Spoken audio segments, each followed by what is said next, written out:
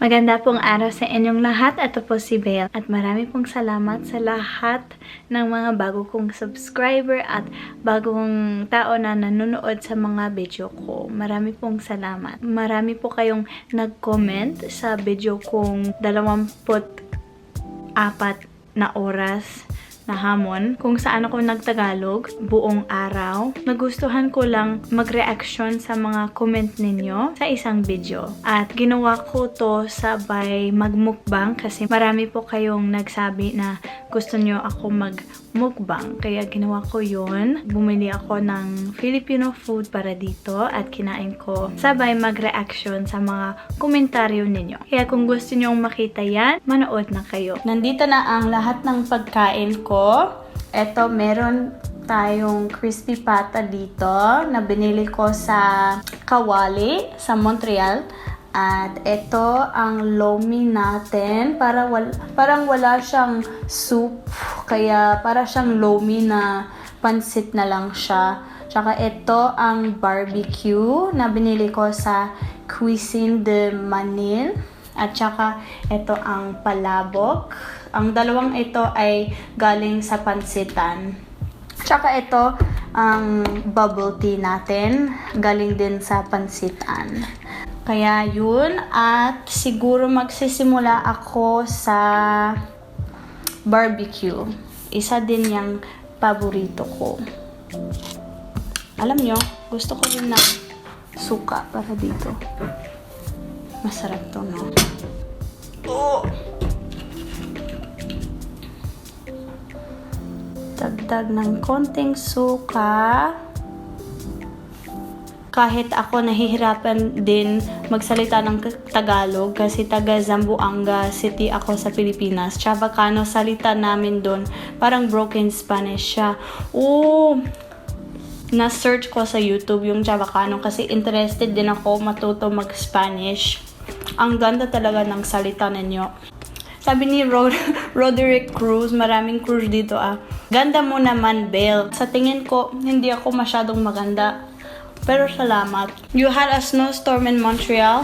Nothing here in Toronto. LOL. Just rain and wind. Yung snowstorm na yan ay isang linggo na siyang nakalipas. Tama ba yun? Hindi siya nangyari nung pinost ko. Kaya parang nagkaroon din kayo ng storm sa Toronto noon. Nga pala, pupunta ako sa Toronto sa susunod na buwan, sa Marso. Kaya kita-kits tayo doon. Kain na ako ng pansit, palabok, galing sa pansitan. Masarap talaga to.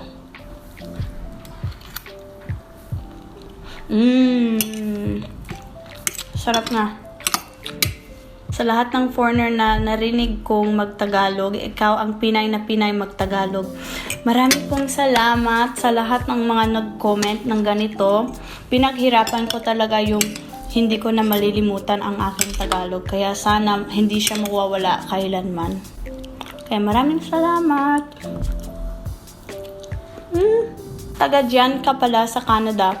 Ilang taon ka nagstay sa Pinas, Belle? Nakatira ako sa Makati, Maynila ng 10 buwan nung bata pa ako.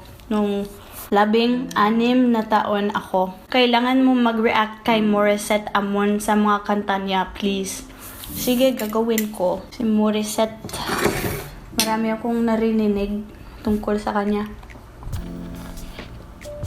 Bisaya siya, diba? Talented talaga yung mga Bisaya. I-sample natin ang crispy pata ngayon. Buksan na natin ang sausawan. Okay.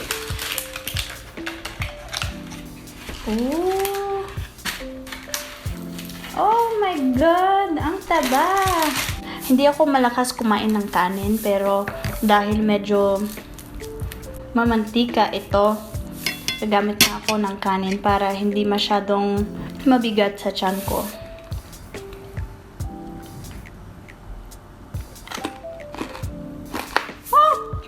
Parang may buto. Buto yun. Okay. Sabi ni Funky Fresh, Salut Belle, comment ça va? Moi aussi, je viens de Montréal. Hello! Hindi ako taga dito sa Montreal. Sa trabaho ko, kailangan kong mag-French minsan. Je ne parle pas français très bien, mais je pratique maintenant mon français. Pero nung dumating ako dito sa Montreal, halos wala akong naiintindihan sa mga tao kasi iba yung salita nila dito.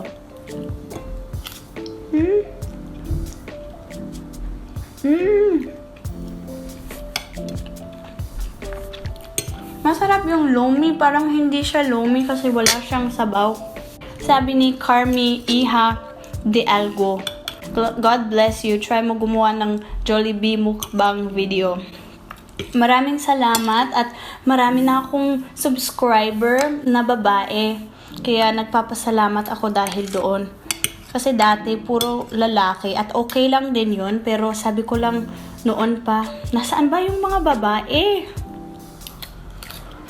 Pagpunta ko sa Toronto, gusto ko nga gumawa ng Jollibee mukbang video kasi hindi pa ako nakatry ng Jollibee. Siguro isang breakfast sandwich na lang ang kinain ko doon. Kaya, gagawin ko yun.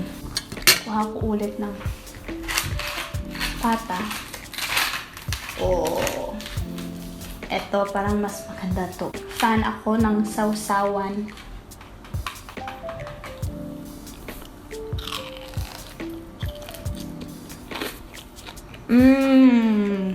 Malambot siya. Sabi ni MDLC Channel, pinanood ko lahat ng vids mo. Ang cute mo po kasi, haha. By the way, I'm from Manila. Manila. God bless to you and your family. Marami pong salamat. Namimiss ko talaga ang Maynila. Have you tried English only prank on Filipinos? Sa galing mong magtagalog, you can pull it off. Naisip ko din mag-try ng ganito, pero ang problema lang ay ayoko pahiyain ang mga Pilipino.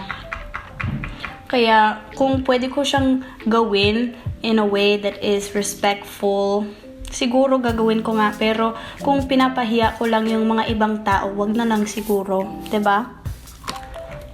Guwapa siyang bayhana. Guwapa, maganda siyang bayhana. Banyaga ba yun? Dalaga? Guwapa siyang dalaga? Basta, maraming salamat. I think you are the best foreigner speaking Filipino that I know. Ang ginawa ko kasi nung bumalik ako dito sa Canada ay naghanap ako ng mga Pilipino dito para maging kaibigan ko sila. Sabi ni Jemmy Cortillo, ilang taon ka na po? Oh, ayokong sabihin. Matanda na ako, guys. Because you look like only 16 years old. Shout out. Hi, Jemmy Cortillo. Maraming salamat. Sige, 16 na lang ako. Hertzky 16. Anong sinigang kaya yun? Isda o karne? Actually, meron lang akong manok sa bahay nung niluto ko yan. Kaya, sinigang na manok po siya. Hindi ko alam kung normal yun. Pero, okay lang naman yung lasa. Mapapagkamalan ka na Pinay na Bisaya accent tulad ni na Dawanta at Bisayang Hilaw. Gusto ko rin talagang matuto magwaray kasi may mga kaibigan ako sa Tacloban. Diri ako maaram magwaray. Nagmimingaw na ako han mga sangkay ko. Tama ba yun? Tacloban. Sana mabalik ako. Oo. Gusto ko talagang matuto ng malalim, magwaray. Si Dwayne, nagbibigay siya ng pag-asa sa akin. Si Julia Montes, talaga nakikita ko sa iyo, girl. Maraming nagsasabi nun. Parang nabubusog na ako kaagad. Marami pong salamat talaga na nag-take time kayo para mag-comment. Sabi ni Roberto, pangatlo, Gianson, excellent. Though you do have a Visayan accent talking in Tagalog. Dili ko kamoo mag-Bisaya, pero ganahan jud ko kamaon. Makaton. Kamaon. Sabi ni username 123. Yeah, half Pinoy. Hindi po ako kalahating Pinay. Sana lang. Pero wala akong dugong Pilipino. Marami kayong nagsabi na impressed kayo dahil natuto ako magtagalog sa loob ng 10 buwan. Yan po ay dahil nagkaroon ako ng sobrang magaling na guro noon. Am I the only one who heard the PI in the background? Hindi ko napansin ang si ating nagmura sa McDo. Haha, humingi ka agad ng cellphone number. Oo, marami din kayong nag-comment tungkol dito. Wala akong problema sa mga humingi ng cellphone number ko, pero yung style lang niya is parang medyo sketchy lang. Nag-uusap lang kami, tapos parang nag-whisper siya, bumaba siya ng boses, sabi niya, may asawa ka na ba? Sabi ko, wala po, bata pa lang po ako. Sabi niya, can I get your number? Parang medyo, pero nangyayari talaga yan sa lahat ng lahi, hindi lang sa Pilipino. Hello, watching here in Edmonton, Alberta. Hello po sa mga taga Edmonton. Sabi ni Don Juan, suggestion, sana kasama mo sa video yung mga taong kinakausap mo para makita reaction nila na marunong ka magtagalog. Try natin balang araw kung papayag sila. Patmalu ka ate idol patmalu ka din. Sabi ni thank you. Galing mo talaga, nakakaalis ng stress. Malaki ang ibig sabihin yon sa akin. Maraming salamat. Nagustuhan ko ang pagkain ito. Yung paborito ko siguro ay yung palabok. I-suporta kaya natin ang mga Filipino na restaurant dito. Sige, iyan po ang ating mukbang. Sabay mag-react sa mga komentaryo ninyo. Sana natuwa naman kayo sa video niyan. At kung meron pa kayong mga suggestion o mga tanong, mga komentaryo, mga ganon, mag-comment na lang kayo sa baba. At huwag niyong makalimutan mag-like or dislike ng video ito. At marami pong salamat ulit sa inyong lahat.